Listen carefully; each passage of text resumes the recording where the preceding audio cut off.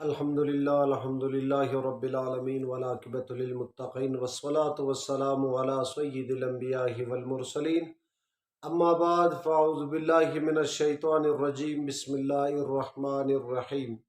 سامعین و سامعات، ناظرین و ناظرات، السلام علیکم ورحمۃ اللہ وبرکاتہ۔ کچھ حصوں کے حوالے سے بات کرتے ہیں کہ گائیں یا اونٹ ہو، اس میں 7 شریک ہو سکتے ہیں۔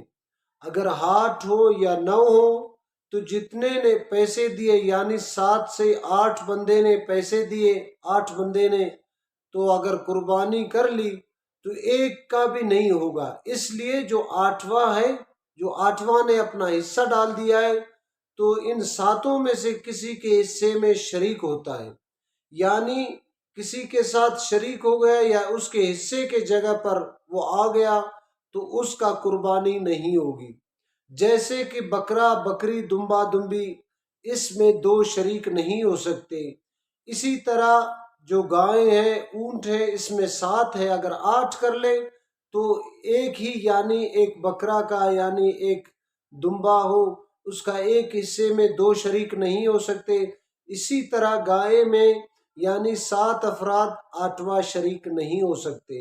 اگر 8واں شریک ہو گئے، ان کے ساتھ جتنے پیسے دیے، رقم جمع کیے، ایک کی بھی قربانی نہیں ہوگی۔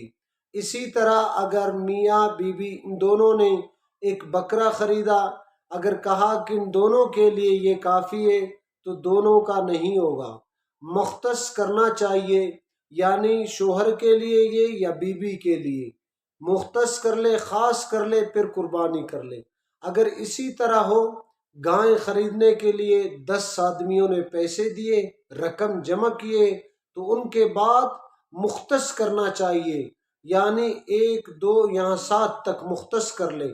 پیسے جتنے بھی 10 دیے ان میں کوئی حرج نہیں، ان میں کوئی اختلاف نہیں، یعنی مختص کر لے پھر ٹھیک ہے، اگرچہ 20 آدمیوں نے پیسے ملایا۔